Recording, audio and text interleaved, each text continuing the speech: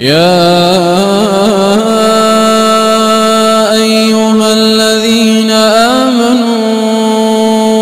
إذا نودي للصلاة من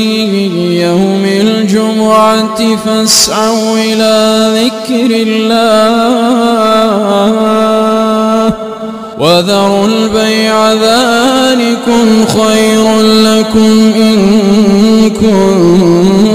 كنتم تعلمون